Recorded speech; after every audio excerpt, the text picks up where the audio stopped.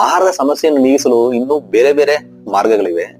ಈ ಆನೆಗಳನ್ನು ಕೊಂದು ಅದರ ಆಹಾರವನ್ನ ನೀಡಿನೇ ಈ ಒಂದು ಪರಿಸ್ಥಿತಿಯನ್ನ ನಾವು ನಿಭಾಯಿಸಬೇಕಂತಿಲ್ಲ ಅಂತ ಕೆಲವರ ವಾದ. 1988ರ ನಂತರ ಇದೇ ಮೊದಲ ಬಾರಿಗೆ ಜಿಂಬಾಬ್ವೆ ಸರ್ಕಾರ ಪ್ರಾಣಿಗಳನ್ನು ಕೊಲ್ಲಲು ನಿರ್ಧಾರ ಮಾಡಿದೆ. ಈ ಒಂದು ದಕ್ಷಿಣ ಆಫ್ರಿಕಾ ಏನಿದೆ, ಇಲ್ಲಿರುವಂತಹ 2 ಲಕ್ಷ ಆನೆಗಳಲ್ಲಿ ತುಂಬಾ ಆನೆಗಳು ಈ ಒಂದು ಮುಖ್ಯವಾದಂತಹ 5 ದೇಶಗಳಲ್ಲಿ ಹೆಚ್ಚಾಗಿವೆ. ಅದರಲ್ಲಿ ಜಿಂಬಾಬ್ವೆ, ಜಾಂಬಿಯಾ ಹಾಗೂ ಬೋಟ್ಸ್ವಾನಾ ಈ ರೀತಿಯ ದೇಶಗಳಲ್ಲಿ ಈ ಆನೆಗಳ ಸಂಖ್ಯೆ ಹೆಚ್ಚಾಗಿದೆ. ಈ ಜಿಂಬಾಬ್ವೆಯಲ್ಲಿರುವಂತಹ ರಿಸರ್ವ್ ಫಾರೆಸ್ಟ್ ಏನಿದೆ ಮತ್ತು ಅಲ್ಲಿರುವಂತಹ ನ್ಯಾಷನಲ್ ಪಾರ್ಕ್ ಏನಿದೆ, ಅದರ ಕೆಪಾಸಿಟಿ ಏನು ಅಂದ್ರೆ 55,000 ಆನೆಗಳು. ಆದ್ರೆ ಈಗ ಅಲ್ಲಿ 84,000ಕ್ಕಿಂತ ಹೆಚ್ಚು ಆನೆಗಳು ಜಿಂಬಾಬ್ವೆಯಲ್ಲಿವೆ.